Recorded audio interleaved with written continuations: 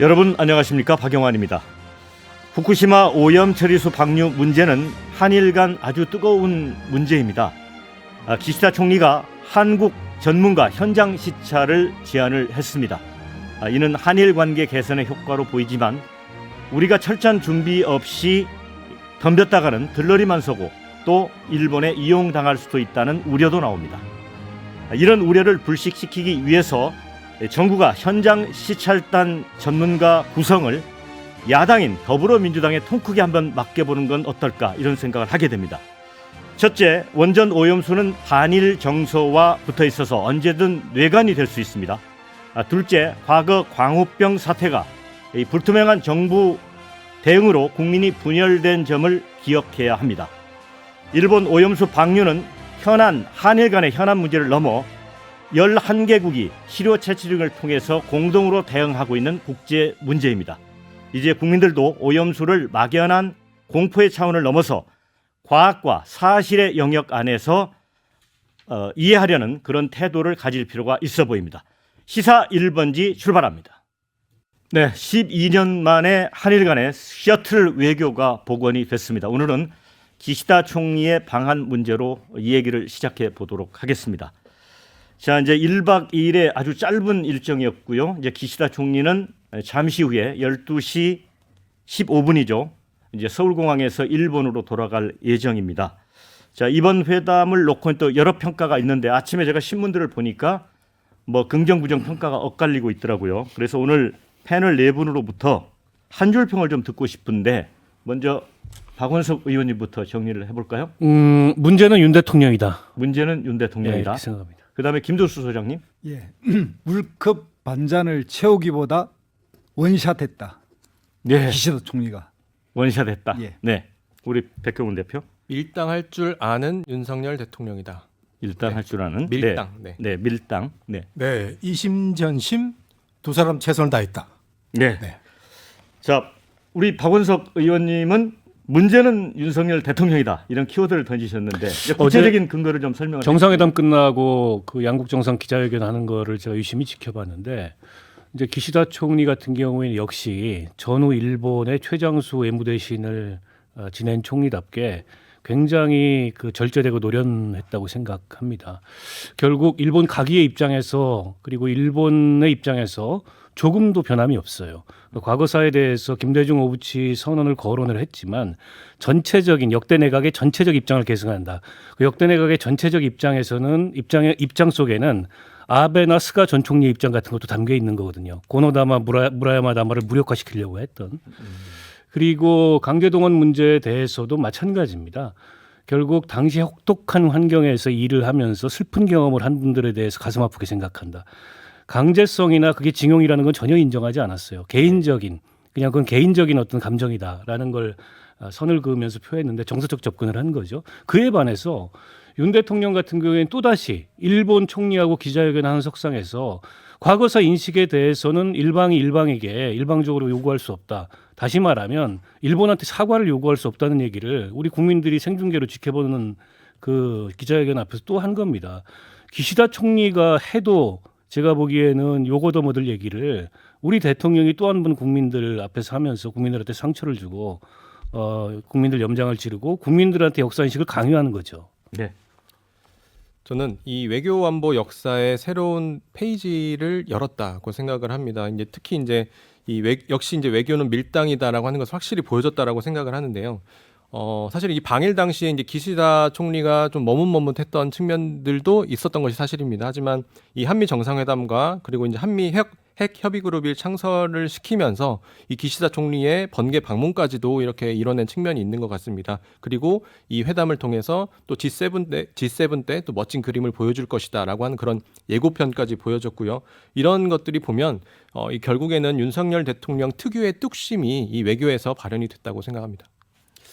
우리 뭐 박진 외무부 장관이 우리가 물컵 반을 채웠으니 네. 일본이 이제 반은 채울 거다 네. 해서 지난 정상회담 때 했는데 그때도 전혀 채우지 않았는데 이번에도 마찬가지지만 이번에는 오히려 판을 깔아준 것 같아요. 뭐냐면 어떤 역사의 문제에 한 걸음도 전진 못하는 그래서 과거사를 정리하지 못하면 미래로 갈 수 없다라는 것은 말이 안 된다고 이 대통령이 이야기해서 일본에게 정당성을 줘버렸고 또 기시다 총리는 한국에 와서 개인적인 그냥 소회처럼 그냥 단순히 과거 이야기를 해서 마음이 아팠다 정도로 표현해서 그냥 일본 그 뭐 중간 선거를 앞두고 오히려 일본 기시다 총리 지금 지지도만 계속 상승시키는 일을 하고 있고 국민들은 반잔에 컵을 채우는 게 아니라 그냥 시원하게 원샷해서 일본만 좋은 일을 시켰다 이런 인식을 가지고 있을 거라고 봅니다. 그럼 이제 물컵 안에 물이 한 방울도 안 남아 있는 건가요? 이제는 뭐 원샷 해버렸으니까요.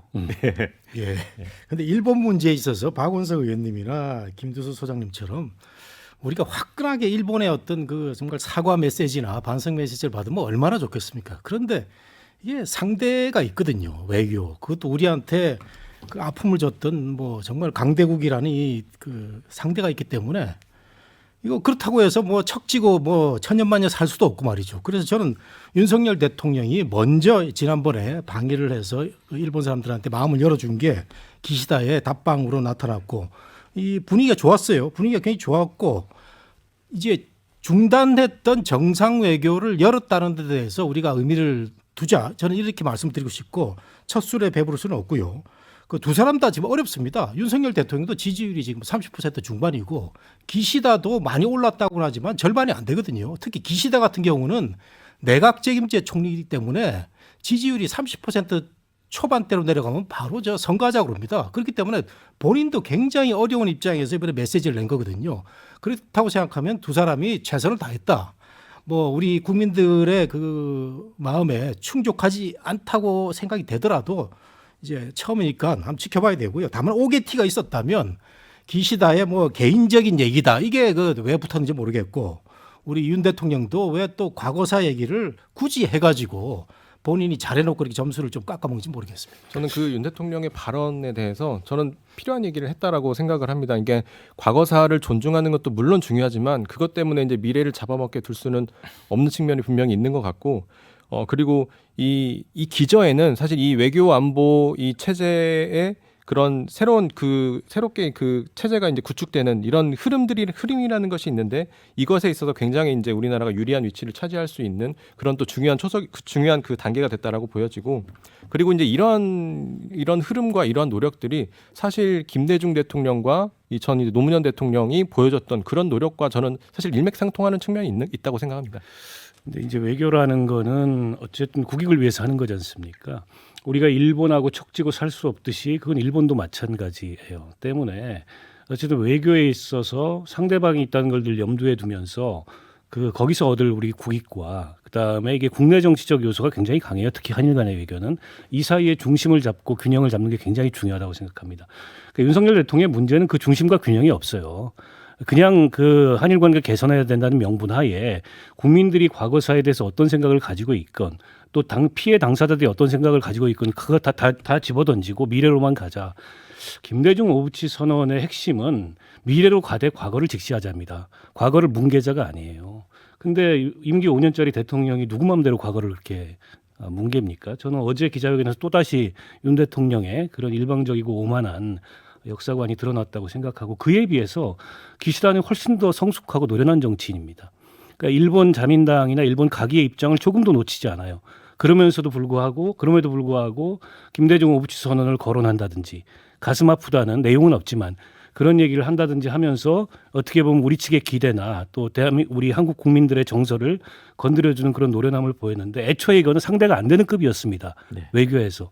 그럼에도 불구하고 마치 무슨 본인이 한일 관계의 모든 문제 해결의 당사자인 것처럼 저렇게 제가 보기에는 과도한 자임을 하는 게 이런 어떤 패착을 불러오고 있는 게 아닌가 싶어요. 네.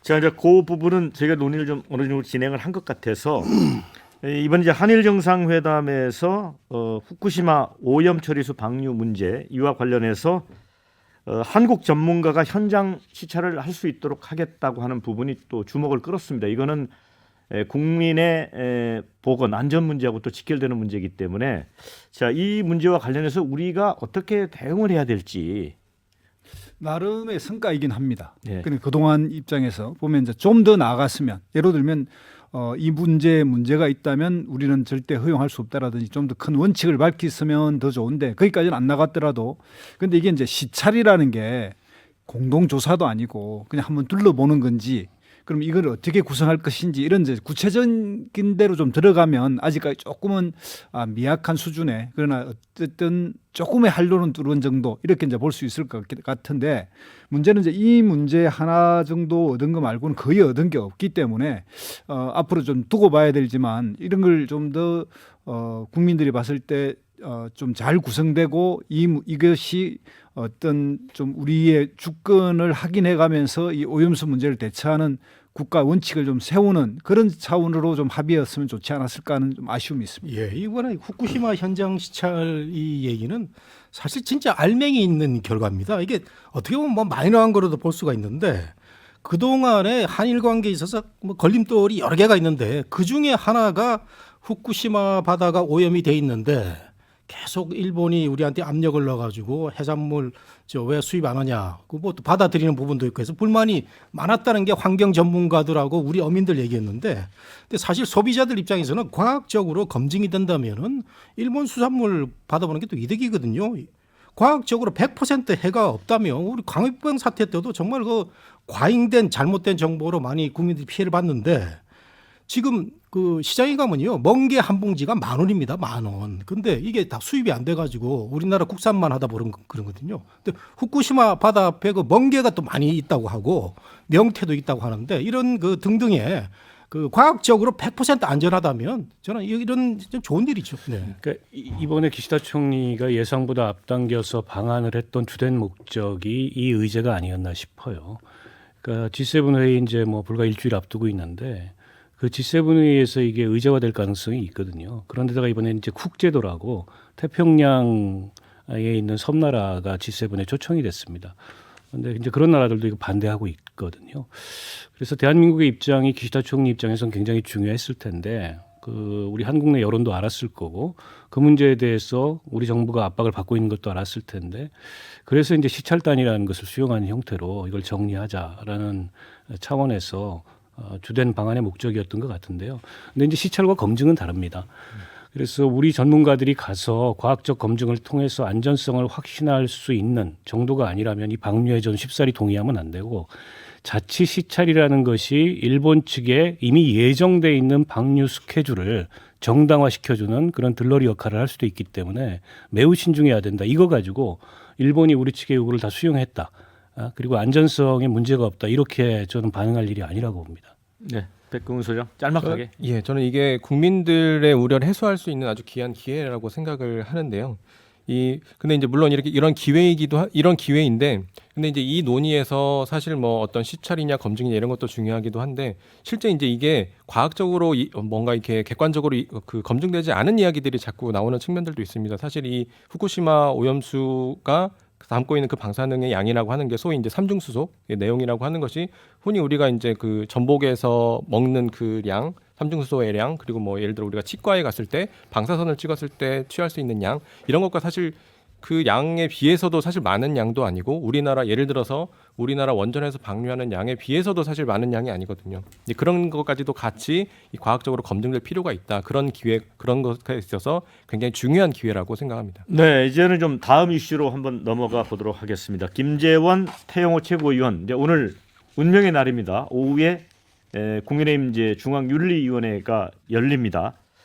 자, 그런데 이제 징계 수위가 이제 관심사인데 경징계를 할 경우에는 중도층의 이탈, 또 중징계를 할 때는 이제 그 강경 보수층의 반발. 어찌 보면 국힘 입장에서 굉장히 지금 곤란한 처지인데, 자, 어떤 결론이 날 것 같습니까, 박은석 의원님? 지금 뭐 국민의힘 내부 기류를 보면 중징계가 불가피할 것 같아요. 네. 그래서 두 분 다 총선 공천의 영향을 받을 수밖에 없는 뭐 1년 이상의 중징계 그런 정도 수위의 징계가 나올 것 같고. 이제 당사자들이 반발을 지금 하고 있지 않습니까? 근데 당사자들이 반발한다고 해서 이 문제를 국민의힘은 그냥 넘기기가 좀 어려운 측면이 있고요. 더군다나 김재원 최고위원 같은 경우는 이제 다음 주 지나면 5.18입니다. 네. 그 5.18 기념식에 대대적으로 당 차원에서 참여하기로 했는데 김재원 최고 문제 정리 안 하고 참여하기가 어렵겠죠. 태영호 최고위원 같은 경우에는 대통령실을 거론하는 바람에 사실은 본인이 본인의 징계 수위를 키운 측면이 없지 않아 있어요. 근데 어쨌든 태영호 의원 징계한다고 끝날 문제냐 이게. 그러니까 대통령실의 공천 개입 논란이 지금 일파만파 커지고 있고 다른 어느 제3자보다 국민의힘 내부가 그걸 가장 걱정하고 있습니다. 그리고 국민의힘 내부에서 분명히 그런 얘기가 있었을 거야라는 기류가 있습니다. 그러니까 이 문제는 별개의 문제예요, 징계하고. 그러면 태영호 의원은 징계하는데 그 말을 했다고 알려진 당사자 물론 부인했지만 이진복 수석은 그냥 둘 거냐? 이진복 수석은 전력이 있잖아요. 아무 말도 안 하면 아무 일도 일어나지 않는다. 대놓고서 전당대회에서 개입했던 그런 전력이 있기 때문에 이건 두고두고 국민의힘 내부의 이번 징계와 무관하게 불씨가 될 가능성이 높다고 봅니다. 근데 이제 중징계가 내려질 경우에 2명 최고위원이 이제 공석이 되고 그러면 국민의힘의 입장에서는 뭐 재선출을 하는 건지 뭐 비대위 체제로 가는 건지 그런 또 논란도 있어요. 우리. 그렇죠. 뭐 당장 뭐 무너질 그런 결성은 아니지만 굉장히 위험한 상태로 이제 최고위원 체제가 가는데 벌써 뭐 입 바른 사람들은 뭐 비대위 체제가 뭐 있어야 된다는 얘기들을 하는데 이게 또 비대위 체제가 있으면 되겠습니까? 이런 생각이 또 들고 정말 그 중도를 생각하면 중징계를 안 할 수 없고 그렇다고 두 사람이 또 한 얘기를 보면 말이죠. 뭐 조금 논란이 될 만한 얘기를 하긴 했는데 특별히 뭐 공천권까지 박탈될 정도로 심한 얘기를 했느냐는 따져볼 필요가 있습니다. 예를 들면은 4.3에 대해서 김재원 최고위원이 오바를 했는데 본인이 잘못했다고 사과를 했거든요. 그것도 참작을 해야 되고 5.18 문제에 대해서는 태영호 최고는 자신의 그 북한에서의 그 경험에 따른 자신의 판단을 얘기를 한 건데 이 얘기가 무슨 그 이렇게 그 야단을 맞을 일인지는 한번 또 뭐 논란이 있어요. 그 다음에 청와대 용산과의 그 공천 문제 이 문제는 태영호 의원도 내심 좀 억울한 면이 있다고 생각하면은 이게 앞으로 뭐 불거질 그런 환경도 생각이 되고 굉장히 어려운 문제인데 저는 그래도 국힘이 내년에 이기기 위해서는 읍참마속을 해야 된다 이런 생각을 해봅니다. 네. 예. 네.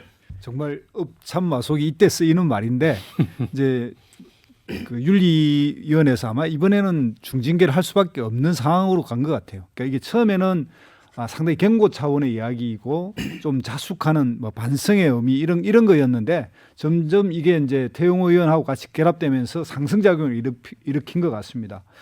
김재원 최고 같은 경우에는 그동안 김종인, 이준석, 윤석열 대통령까지 이어진 강주에 대한 통합과 화해의 메시지를 완전히 무력화시켜 버렸고요. 그러니까 이거 5.18 앞두고 나서 이걸 안 할 수 없는 상태가 된 거고 태영호 의원은 이게 이제 처음에는 뭐 이제 뭐 5.18도 했지만 이제 4.3으로 시작했는데 지금은 녹취로 가지고 이 용산 대통령실을 연결되는 바람에 이게 이제 병합 심사가 되고 거기에 지금 뭐 인턴 증명 뭐 후원금 문제까지 막 다 태영호 의원실 가지고 있던 그동안 문제가 다 터져 나와 가지고 이건 징계 안 할 수 없는데 이분들을 만약에 이제 당원권 정지 1년을 하면 내년 이제 총선 출마를 못 하죠. 그리고 이제 지금 현재 법적으로는 당원권 정지를 하면 이제 지위는 살아 있기 때문에 이게 대체할 수도 없단 말입니다. 그러니까 자진해서 사퇴를 해주면 뭐 그 전국위원회인가 거기서 선출할 수 있죠. 그러니까 아마 이게 당은 자진 사퇴를 유도하는 것 같고요. 본인들은 끝까지 버티는 것 같습니다. 예, 그래서 이제 당 내에서는 그러니까 최고위원 사퇴를 많이들 뭐 바라는 그런 여론이 좀 많이 있고, 근데 이게 왜 또 이런 얘기를 하냐면 사실 이제 그나마 이제 그 공천의 기회 그 끈을 남겨주자라고 하는 그런 측면이 있는 거죠. 당원권 정지를 하게 되면 이제 거의 뭐 강제적으로 이제 총선을 불출마하게 되는 것인데 그래도 이제 여지를 좀 남겨두자. 왜냐하면 또 이게 아까 말씀하신 것처럼 사실 이게 이렇게까지 이제 당이 뭐 분란으로 당의 분란이 있는 것으로 국민들에게 비춰질 일이냐 그것은 아니라는 것인데 다만 이제 이 문제를 해결하는 과정을 또 국민들이 또 지켜보고 있기 때문에 이런 과정들을 얼마나 또 스무스하게 또 잘 해결하는지 이런 것들을 잘 보여줄 필요가 있는 것 같습니다. 그 두 분이 징계는 받고, 근데 최고위원직은 사퇴 안 하고 버티면 사실은 김기현 지도부는 한 절반이 불능화된 상태로 계속 이제 운영을 해야 되는 거거든요. 곤혹스럽죠. 김기현 대표 입장에서는. 그래서 이제 자진 사퇴론이 나오는 건데 아직까지는 완강한 것 같아요. 뭐 근데 본인들이 사퇴 안 하면 어떻게 할 방법이 없습니다. 결국엔 징계 수위가 확 올라가 가지고 뭐 출당에 준하는 이런 그 징계가 나오지 않는 이상 불가능한데, 근데 그렇다고 출당에 준하는 징계를 하자니 이게 무슨 사법 처리될 만한 일을 한 것도 아니고 그렇게까지는 징계 수위가 나올 수 없거든요. 여러모로 당사자들이 물러서지 않으면 김기현 대표가 곤혹스러운데 이제 그 문제를 떠나서 김기현 지도부가 들어선 지 지금 얼마 됐습니까? 불과 뭐 이제 뭐 3개월도 안 됐잖아요. 근데 벌써 이렇게 지도부가 흔들린다는 것 자체가 이 지도부를 가지고서 총선을 치를 수 있겠냐 이런 얘기가 당연히 자연스럽게 나올 수밖에 없고 이건 애초에 이제 김기현 대표가 강하게 영을 세우고 다 잡았어야 되는데 김기현 대표가 전당대회 과정에서 일종의 대통령실이 만든 대표. 그래서 일각에서는 김 대표가 아니고 김대리다. 이제 이런 우스갯소리까지 나올 정도로 태생적인 한계가 있다 보니까 그런 리더십이 발휘가 안 된 거죠. 결국 용산과 어느 정도의 거리를 유지할 거냐. 이게 내년 총선 앞두고 국민의힘의 가장 큰 어떻게 보면 과제가 아닐까 싶습니다. 네, 그리고 이제 또 한 가지 이제 문제가 이제 민주당에서는 이제 태영호 녹취록과 관련해서 이게 본질이 뭐 녹취록 유출자가 누구냐 뭐 이런 게 아니라 핵심은 대통령실이 그 여당의 당무와 공천에 개입했느냐 이러면서 이제 뭐 수사도 촉구하고 있고 이런 상황 아니겠습니까? 이게 이제 징계하고 이렇게 맞물려 있는데 이 문제 때문에 더욱 그 황정근 윤리위원장이 고심이 깊을 것 같은데. 이게 지금 이제 야당에서는 그래서 검찰에서 수사해라라는 얘기까지 지금 하고 있는데 저는 이걸 보면서 이제 민주당이 한 가지만 했으면 좋겠다는 생각입니다. 이게 김남국 김치코인도 검찰 탓이고 또 이재명의 대장동도 검찰 탓이고 그리고 송영길의 돈봉투도 검찰 탓하는데 이게 일만 터지면 이게 검찰 탓하는 그런 민주당의 매뉴얼이 또 다시 또 반복되는 그런 측면들이 좀 있는 것 같고 근데 또 이제 이런 때에는 또 검찰이 나서서 하라고 하는 그런 상황입니다. 그래서 이 민주당이 그동안 뭐 검수완박하면서 힘을 또 빼놓을 때는 또 언제고 이런 때는 또 나서라고 하는지 이게 둘 중에 좀 한 가지만 했으면 좋겠습니다. 근데 대한민국 검찰이 네. 선택적 정의를 실현하고 있다는 거예요. 예. 그러니까 자기들 편과 자기들과 관련된 부분은 가능한 뭐 혐의를 없애주고 또 수사를 안 하고 반대편에 대해서는 그야말로 기획 수사에 가깝게 하고 있는 이런 현실인데 문제는 실제 녹취록에 그 당사자 녹취가 없지만 객관적 정황으로 나왔기 때문에 당연히 수사는 해야죠. 수사는 하고 뭐 당사자 부인하든 어쩌든 그 사실을 확인해야 되는데 본인들이 윤석열 대통령이 중앙지검 시절과 그 한동훈 3차장 시절에 박근혜 대통령에 대한 수사를 했고 그게 기소돼서 헌법과 정당법 선거법 위반으로 또 그 형을 받았단 말이죠. 그러니까 그런 사안이기 때문에 또한 뿐만 아니라 대한민국 민주 헌정이 제대로 굴려가려면 이런 대통령실에 의한 상권 분립되어 있는 이 현 체제에 계속적인 개입이 일어나는 것 쭉 해서 뭐 당 대표 선거부터 해가지고 공천까지 개입의 이런 정황이 나타나고 있는 이 문제에 대해서 바로잡기 위해서도 수사가 필요하다고 생각합니다. 예, 뭐 수사를 필요로 하는 건 지켜봐야 될 것 같은데 저는 판단이 잘 안 될 때 진실을 잘 모를 때는 상식에 근거하는 게 가장 좋다 이렇게 생각을 네. 하고 있는데 지금 총선이 1년 정도 남아 있는데 태영호 의원을 설득하기 위해서 이진복 수석이 입으로 공천 얘기를 꺼냈다? 저는 그건 아닌 것 같아요. 저는 이진복 수석 별로 안 좋아하는데요. 정말 이진복 수석이 태영호 의원 대통령 좀 옹호해달라고 공천 얘기를 했다는 건 이건 초등학생 수준의 상상이거든요. 이게 말이 안 된다. 그다음에 공천 개입 문제를 수사를 하자는 게 이제 박근혜 전 대통령 그 예를 드는데 저는 우리나라의 이 박근혜 전 대통령 공천 개입으로 2년 때린 거 이거야말로 정치 재판이었고 기소였다. 이게 공무원의 정치적 중립 헌법에 있는 거하고요. 공직선거법에 있는 공무원은 선거에 개입하면 안 된다 이거였는데 국가 원수를 일반 공직자로 일반화해가지고 그냥 뭉텅이로 그냥 씌운 거거든요. 이런 점에서는 잘못된 기소 재판이었던 사례를 비교할 필요는 없다 이렇게 생각이 됩니다. 그 대법원에서 확정 판결까지 난 걸 그렇게 말씀하시면은 제 생각이죠. 곤란하고요. 그럼 대한민국 이제 사법 체계를 불신한다 이런 말씀이시고. 그 대통령 공직자죠. 근데 공직자가 물론 동시 정치인입니다. 그렇다고 대통령이 공천에 개입해서 이러라 저러라 한다는 거는 그건 이제 삼권 분립을 흔드는 그런 행위이기 때문에 저는 그 판결은 정당했다고 보고 이제 문제는 이진복 수석이 안 했다 해도 다 했으리라고 보는 거예요. 이게 지금 국민의힘 내부에서 그렇게 봅니다. 이게 문제예요. 국민들이 그렇게 볼 뿐만 아니라 이건 뭐냐면 전력이 있기 때문에 그래요. 전당대회 과정에서 무리를 해도 너무했습니다. 이거 뭐 나경원 주저앉히고 유승민 뭐 룰 바꾸기까지 그렇다 치고 나경원 주저앉히고 안철수 주저앉히고 거의 사실은 지지율 그 4위인가였던 후보를 대표로 만들었잖아요. 근데 그 대표 체제가 지금 기능하지 않고 있어요. 이런 상황에서 저런 얘기 했겠구나 이런 반응이 나오는 건 당연하죠. 문제는 이거 가지고 수사해야 되겠습니까? 당사자들이 딱 잡아떼면 거기서 수사가 나갈 수가 없는 건데 문제는 앞으로 이게 용산이나 국민의힘의 관계가 어떻게 되냐죠. 지금 흉흉한 소문이 많이 돌잖아요. 리스트업을 하고 있다. 검사가 몇 명이더라. 소문일 수도 있습니다. 근데 과거의 전례를 보면 그런 일이 현실화됐어요. 이 국민의힘이라는 정당의 전신인 보수 정당에서 현실화되지 말라는 법이 없습니다. 더군다나 저렇게 그립이 센 윤 대통령이나 용산의 스타일로 봤을 때 때문에 아니다 그런 일은 절대로 없고 그런 얘기는 나온 적이 없다. 그냥 이렇게 부정하고 발뺌할 문제라는 게 아닙니다. 또 일어나면 어떡할 거예요? 네. 저 이게 제가 좀 말씀드릴게요. 네. 그 대법원 판결을 우리가 따를 수밖에 없지만 역사가 흐르면 잘못된 판결이 얼마나 많았다는 걸 우리가 알 수가 있는 거 아닙니까? 김명수 대법원 체제는 우리나라 국민들 많은 수가 인정을 못하는 그런 대법원 체제였고요. 그 박근혜 전 대통령을 공천 개입으로 무리하게 기소를 할 때 특정 시일, 장소를 특정하지 못한 상태에서 그냥 추정해가지고 엮어서 때려버린 겁니다. 그래서 당시에 국선 변호인이었던 그 젊은 장지혜라는 여 변호사도 이거는 말이 안 된다 해가지고 본인이 이거는 이렇게 가서는 안 된다고 하는 그런 변호도 기억이 나는데 이 공천 개입이라는 것을 대통령하고 정말 일반화 시켜가지고 얘기한다는 건 무리가 있고요. 앞으로 차제에 그러면 조금 더 법을 보강을 해야 됩니다. 대통령은 어떤 공무원이고 어떻게 해서는 안 된다라는 게 지금 암암리에 문재인도 개입을 했을 것이고 뭐 할 거 아닙니까? 그러면 이거 확실하게 해야 될 필요가 있다 생각합니다. 그러니까 암암리가 중요한 게 아니고요. 이거는 명징하게 했지 않습니까? 명징하게 했기 때문에 처벌이 이루어진 거예요. 아니, 분명히 문제 핵심은 이걸 윤석열 중앙지검장과 아니, 한동훈 차장이 했다는 기소를. 아니 기소문하고 판결문 보세요. 그 당시에 박근혜가 현기환한테 너 어떻게 해라라는 게 없어요. 그러면 정확히. 이걸 수사해서 기소한 윤석열 한동훈부터 반성문을 써야죠. 뭐쓸 필요가 있겠죠. 이거를 저는 이렇게 법원까지 끌고 갈 일은 아닌 것 같습니다. 네, 이제 재판문을 보시라니까. 저희가 일부 시사 1번 이제 시간을 줄일 시간입니다. 잠시 후에 또 다른 주제를 가지고 2부에서 만나 뵙도록 하겠습니다.